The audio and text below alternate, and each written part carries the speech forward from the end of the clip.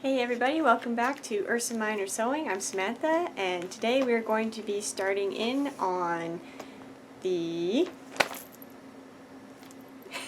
truly Victorian round crinoline, or round cage crinoline I should say. I'm going to be doing this as a separate series and separate playlist from the Princess Peach costume.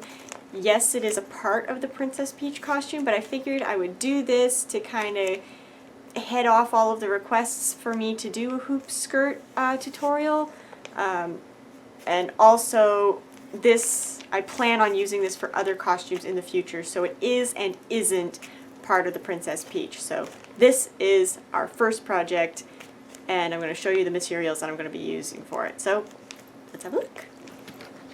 Well, there it all is. Quite the mess, isn't it? And we're done. No, I'm kidding. Okay, I will run you through this list of stuff here. The pattern has the list of everything you're going to need for this. It also tells you the measurements that you need. So the one that I'm using is the medium, up to a 29-inch waist and a 41-inch hip. I think I'm good for that.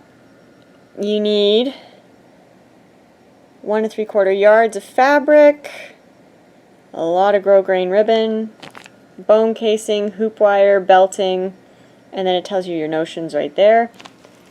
So I'll walk you through what all this stuff is. Obviously this great big mass of stuff here is the boning. Look at that. There is 36 yards there. I think I only need like 26. But they only come in 12-yard chunks.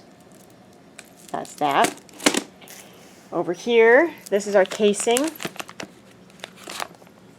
and they sell them to you by the yard. I believe this is 14 yards? 14 yards of hoop casing. Up here, for fabric, I didn't feel like ordering muslin online, and the craft stores didn't have it, so I just went out to Walmart and got a cheapo bed sheet. I think that'll work just fine. This massive spaghetti up here, that's all my grosgrain ribbon. I believe this is inch wide.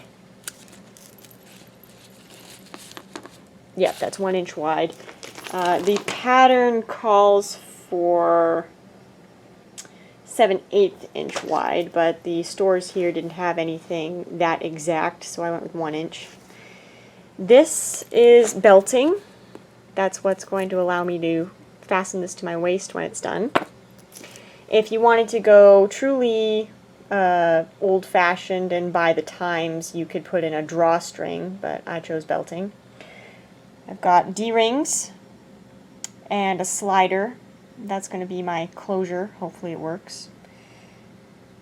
These are boning ends. They come in packs of a dozen, but you only need 4 because two of your bones, the ones closest to your waist, are going to be open, so you can actually get in and out of the thing.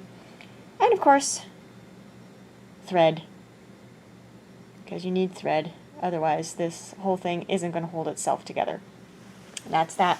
The pattern I got off of trulyvictorian.com, I believe. trulyvictorian.com for $7. That's not including shipping and handling. Okay. But there's a lot of other really cool stuff on here on this website, and if you're into period clothing, I recommend you go check it out. So inside the package for our pattern, we have the reference image.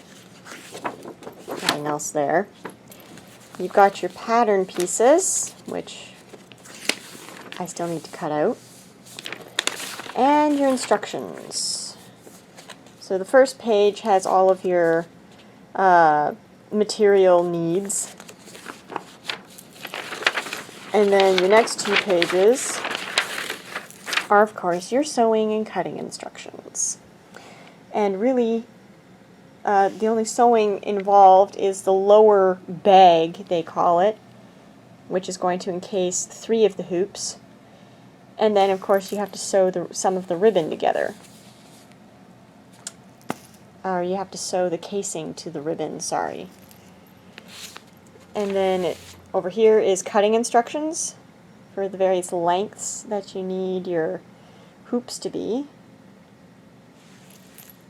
And then it also tells you how to do the upper hoops so that you can get in and out of this thing.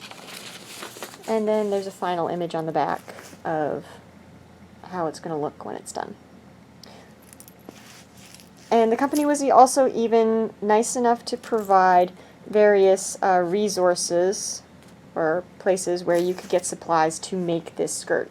They provide their own, or they provide some, but I found that the best resource where I got mine was corsetmaking.com. They had a lot of good stuff.